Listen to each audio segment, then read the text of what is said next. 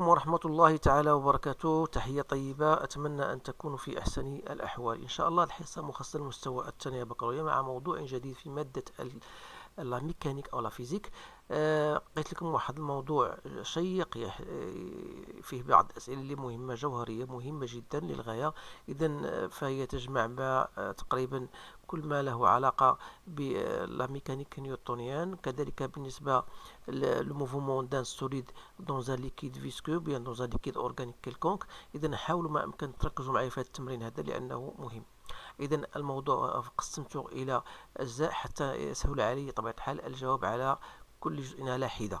إذا vous avez donc l'objectif de cet exercice c'est l'étude du mouvement d'une petite balle en bois dans trois parcours différents. Alors la balle spécifique de masse M égale à 40 grammes et de rayon 2,5. Alors la première des choses, on va étudier le parcours sur une glissière métallique. Alors la balle est abandonnée sans vitesse initiale du point A sur une glissière de forme circulaire de rayon R0, 40 cm, et de centre O. Alors la balle glisse sans frottement, il faut bien signaler sans frottement, sur la glissière dans un plan vertical et la quitte au point B. Alors, la vitesse de centre d'inertie G de la balle au passage par le point B est exprimée par la relation VB racine carrée de G0 R0 sinus de alpha.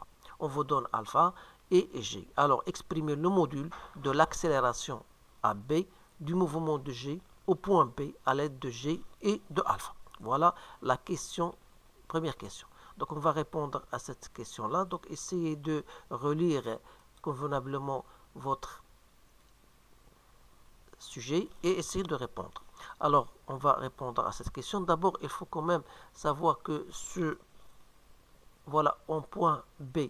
Donc on va, puisqu'il s'agit d'une trajectoire circulaire, on va choisir ici le vecteur de Fresnel, c'est-à-dire U et V.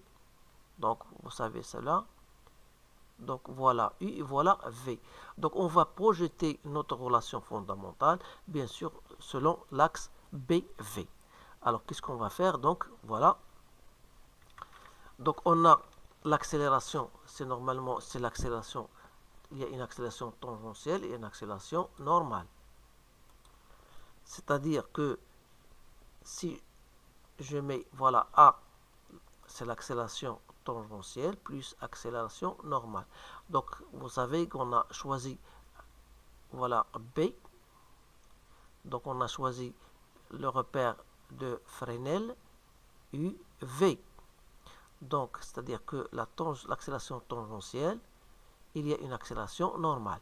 Alors, selon l'axe BV, donc l'accélération tangentielle elle est perpendiculaire à V, donc il ne reste tout seulement que l'accélération normale. Donc l'accélération sera égale à l'accélération normale qui est égale à la vitesse au carré au B sur le rayon de la courbure. Donc ça, vous avez ça, là, cette formule dans votre cours. Alors il suffit de faire l'application numérique. Donc A égale à quoi? Égale à VB au carré, c'est la 2G R0 sinus de alpha que je divise par R0. C'est-à-dire que A, ça reste tout simplement 2G sinus de alpha. Donc voilà pour cette question. Maintenant, je passe à la question de chute libre de la balle dans l'air. Alors, essayez de lire convenablement votre sujet. Donc la balle elle quitte la glissière au point B avec une vitesse VB à un instant pris comme origine des dates. Alors on néglige l'action de l'air et on étudie le mouvement du centre d'inertie de la balle dans le repère vertical BXY. En utilisant la deuxième loi de Newton, montre que les équations du mouvement horaire s'écrivent x de t égale à VB sinus de alpha t et y de t égale à 1 demi gt au carré plus VB cos de alpha fois t. Alors, tout simplement, qu'est-ce qu'on va faire? On va appliquer on va rejeter la relation fondamentale qui dit que la somme des forces extérieures est égal à m fois l'accélération. Donc, puisqu'au niveau du point B, la balle, il quitte le point B, donc il n'est soumise qu'à l'action de son poids. Donc, c'est-à-dire que P égale à donc MA. On a négligé, bien sûr, l'action de l'air. Alors, en projetant cette relation vectorielle sur Bx et sur By. Alors sur Bx, puisque le poids est perpendiculaire à l'axe X, donc on aura 0 égale à M AX. C'est-à-dire que AX égale à 0. Et vous savez que l'accélération n'est autre que la dérivée de la vitesse par rapport au temps. À partir de cette relation, on va intégrer. Ça veut dire que Vx égale à quoi? Est égal à une constante. Et cette constante n'est que la projection de la vitesse selon l'axe des x. Alors faites attention, vous avez ici y et vous avez x. Alors voilà la vitesse en b. Alors ici, comment on va faire? Il faut quand même voilà. Donc voilà. J'essaie tout simplement de faire un schéma bien détaillé. Donc ici, vous avez ici l'angle alpha. Donc en ce point-là que j'appelle le point B. Donc vous avez ici, il y a la vitesse en B. Donc il est perpendiculaire ici. Donc l'angle qu'il y a ici, c'est le même que celui-là. Alors, c'est-à-dire que cet angle-là, c'est alpha. Alors, la projection de VB sur l'axe X sera cosinus de pi sur 2 moins alpha. C'est-à-dire VB sinus de alpha. هنا في كاين صعوبة في وقع الإشكال بالنسبة للطلبة. إذا هنا on a donc trouvé la composante de V selon l'axe des X et V, la composante de vitesse de B sur l'axe Y qui est VB cosinus de alpha. Donc, c'est-à-dire, une fois on a trouvé Vx est égal à VB sinus de alpha, c'est-à-dire que vous savez que la vitesse n'est autre que la dérivée du x par rapport au temps. Alors x de t sera donc VB sinus de alpha fois t plus une constante. Cette constante, bien sûr, est égale à 0 puisqu'on a choisi l'origine de repère en B. Alors voilà, donc pour x de t. Alors pour yt, on va projeter de la même manière cette relation vectorielle selon BY. Et qu'est-ce qu'on aura? Bien sûr, sur l'axe BY. Alors le poids a pour composante G. Donc on reste à Y. MG est égal à MY. C'est-à-dire que VY, puisque AY n'est autre que la dérivée de la vitesse Y par rapport au temps. Donc, c'est-à-dire que VY sera donc égal à G de t plus V0 Y, c'est-à-dire la composante de la vitesse initiale selon l'axe des Y. Alors, c'est-à-dire G de t. Alors, la composante de la vitesse selon l'axe des Y, on a dit c'est VB cosinus de alpha.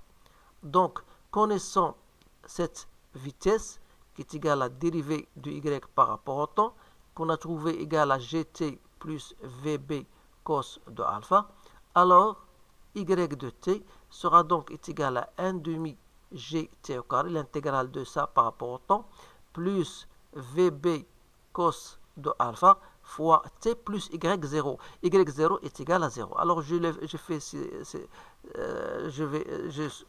répondu à ces deux questions d'une façon plus rapide, mais il faut quand même que vous devez avoir l'habitude de faire ce genre d'exercice. Alors, on a répondu à cette question. Donc ici, il y a une question supplémentaire, parfois on la pose, c'est de déterminer l'équation de la trajectoire. Même si cette question n'était pas demandée, je vous conseille de la faire. Comment on fait? Donc à partir de la relation qu'on a obtenue pour x de t, qui est égal à VB sinus de alpha fois t. Donc on tire ici t, c'est x sur VB sinus de alpha. On va remplacer dans l'équation y de t est égal à 1 demi gt au carré, voilà, plus vb cos de alpha fois t. C'est-à-dire que l'équation en x, ça sera donc égal à g sur 2 vb au carré, sinus au carré de alpha fois x au carré, plus, alors ici vb, ma vb مشات cos sur sinus ou l'inverse ou 1 sur tangente de alpha x. Donc ça, c'est l'équation de la trajectoire. Donc on a répondu donc à cette question. La deuxième question, vérifier que l'ensemble d'inertie G de la balle elle atteint le point D à la surface libre du liquide se trouvant dans le tube à une vitesse VD4. Alors vérifier que H égale à 60. Alors ça c'est une question très intéressante. Vous savez qu'on a négligé bien sûr l'action de l'air. Alors si on néglige l'action de l'air, ça veut dire tout simplement que le solide ou bien la balle n'est soumise qu'à son poids. Et par conséquent, il y a conservation. Donc conservation de l'énergie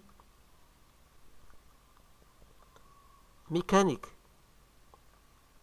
C'est-à-dire que l'énergie mécanique en B sera égale à aussi l'énergie mécanique en D. Sachant que l'énergie mécanique, c'est la somme de l'énergie cinétique plus l'énergie potentielle, toujours en B, ça sera égal à l'énergie cinétique en D plus l'énergie potentielle en D.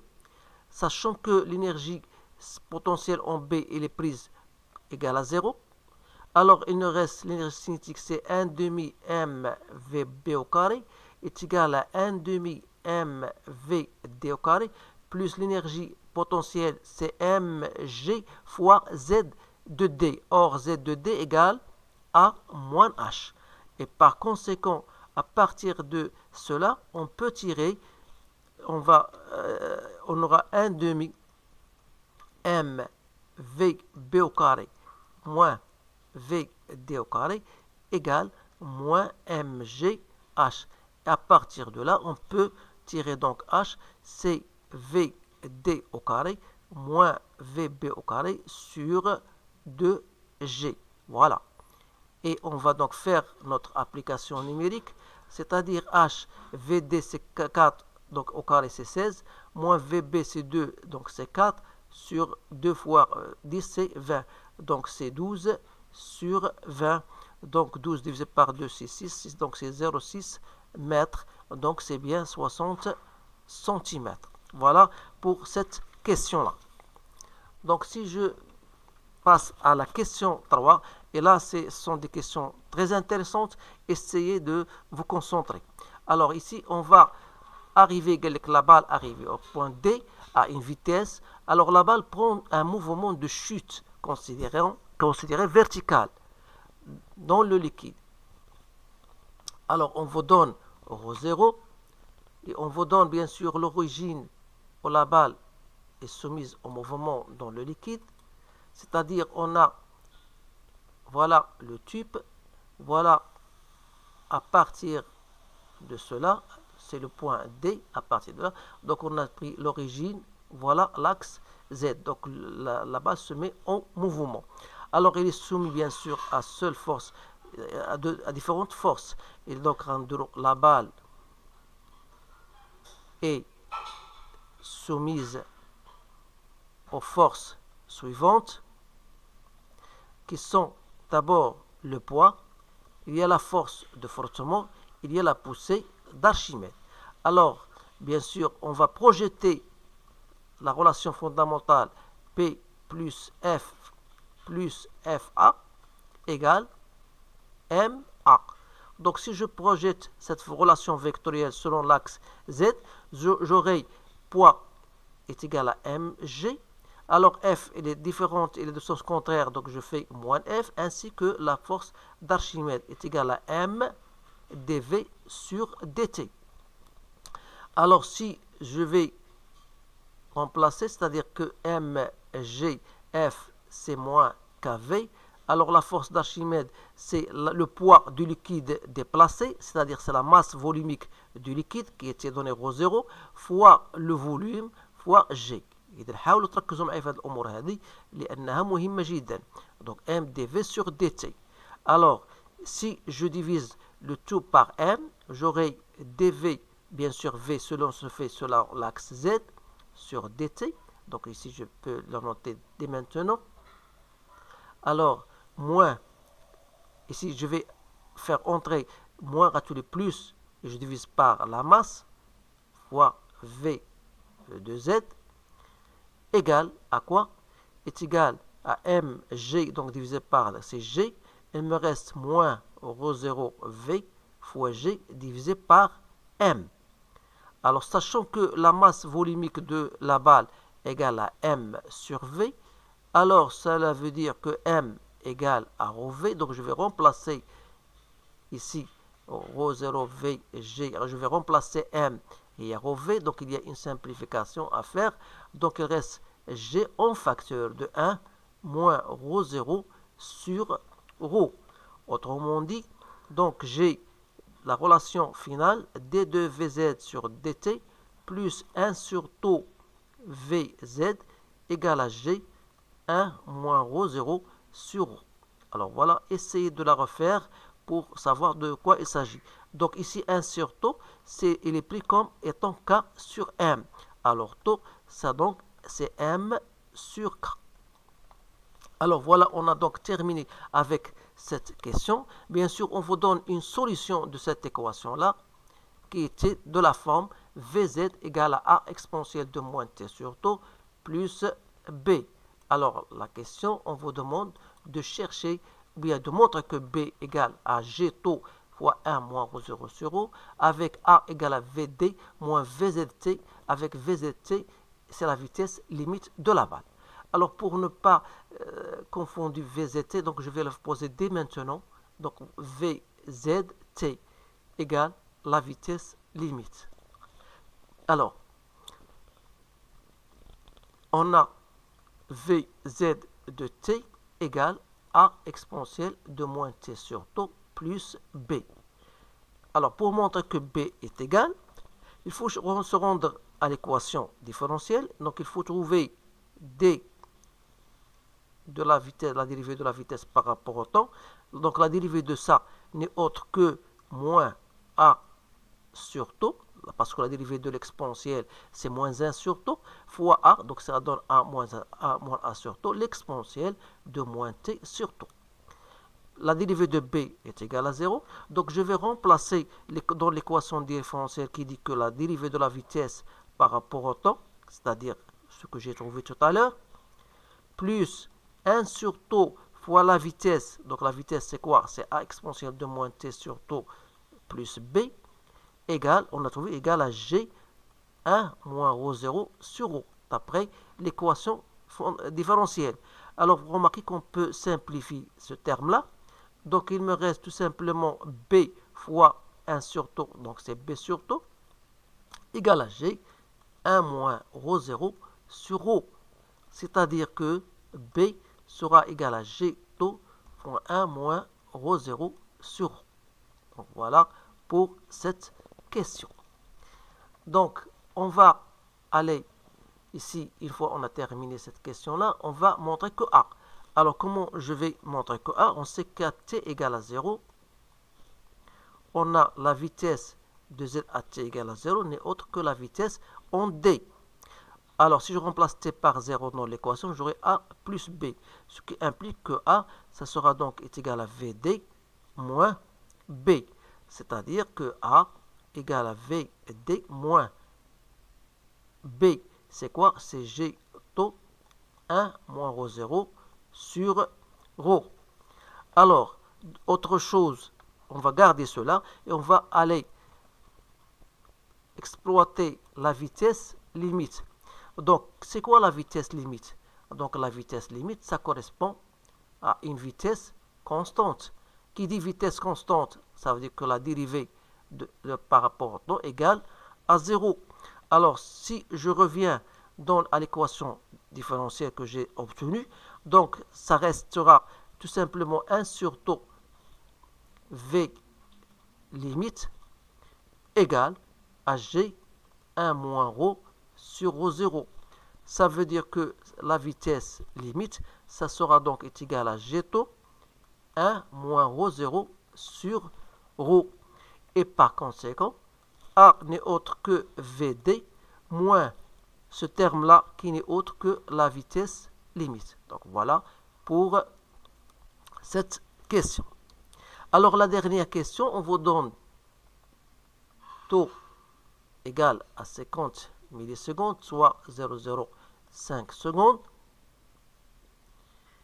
Et il faut chercher la vitesse limite. Alors si vous revenez à votre courbe, vous remarquez que la vitesse limite, ici il y a 3 gradations. Alors pour ne pas se tromper, donc ici entre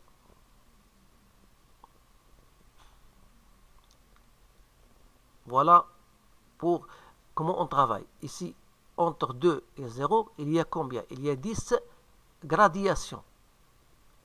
يعني 10 تدريجات يعني لا قسمنا 2 على 10 donc 0,2 إذا كل تدريجة donc chaque gradation ça vaut 0,2 mètres par seconde في هذه الجهة donc يعني 0 متر par seconde c'est bien ça.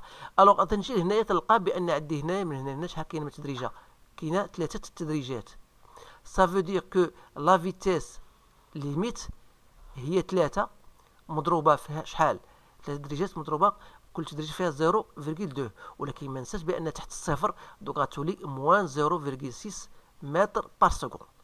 Alors je reviens maintenant à ce que j'ai écrit. Donc connaissant la vitesse limite, donc la vitesse limite c'est moins 0,6 mètres par seconde.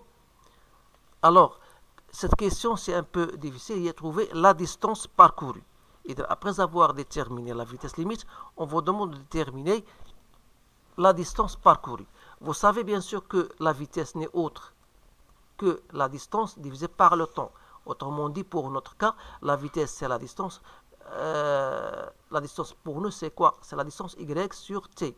Alors, c'est-à-dire que y de t n'est autre que l'intégrale de la vitesse par rapport au temps. Alors, c'est quoi? C'est l'intégrale de la vitesse qui était donnée par son expression a exponentielle de moins t sur taux plus b, voilà, dt. Donc, je dois intégrer cette relation. Alors, l'intégrale, ici, a est une constante. Donc, l'intégrale de ça va me donner v, donc l'exponentielle de moins t sur taux. Je dois intégrer cette relation. Donc, ça va me donner tout simplement ici. Est-ce que je vais remplacer oui, c'est bien ça. Donc, قبل ما ندير هذه المسألة هذه donc je vais vous donner bien sûr la vitesse باش ما نبقاوش. donc la vitesse en t est égale à quoi? Est égale à a exponentielle de moins t sur taux plus b. Donc y de t, c'est quoi? C'est l'intégrale de ce terme là. C'est quoi ce terme là? Donc c'est v d. Donc je vais noter d'abord, je vais remplacer a qu'on a déjà trouvé tout à l'heure, c'est-à-dire l'intégrale de a, parce qu'on a trouvé a, c'est quoi? C'est vd moins vitesse limite. Et on a trouvé b, c'est la vitesse limite. Voilà. Donc en remplaçant, donc j'aurai y de t, l'intégrale de a, donc c'est vd moins v limite, voilà, l'exponentielle de moins t sur taux plus v limite. Alors je dois chercher tout ça, l'intégrale de ça. Je sais que cette question c'est un peu difficile, mais il faut quand même se concentrer. Ça va me donner, alors vd c'est une constante, v limite c'est une constante. Alors l'intégrale de l'exponentielle de moins t sur tau هي المقلوب ديال moins 1 sur tau هي moins tau, l'exponentielle de moins t sur tau plus vitesse limite, l'intégrale de dt هي t. Alors il suffit de remplacer ici, donc je vais prendre un autre crayon. Donc عندنا هاد الموان نخرجوا هنايا. Donc VD هي 4. Alors ici moins la vitesse limite هي plus 0,6. Donc fois l'exponentielle de moins t sur tau, donc نبقات لي هي moins 1. وما ننساش بان كاينه tau هي 0,05 plus la vitesse limite اللي خرجت لينا moins 0,06 fois 0,05. En faisant mon calcul, j'ai trouvé moins 11, bien moins 0,11, ou plus précisément, voilà, en mètres. Donc, soit 11,5 cm. Ça veut dire quoi? Ça veut dire que la balle, il descend, donc il descend d'une distance d'environ, si vous voulez, d'environ 11,5 cm. Alors voilà la réponse de ce sujet-là. C'est une question très intéressante et très difficile en même temps. Donc il y a une autre méthode, mais je trouve que cette méthode-là, c'est un peu longue. Voilà, donc j'ai préféré cette méthode-là pour pouvoir vous répondre de façon plus rapide.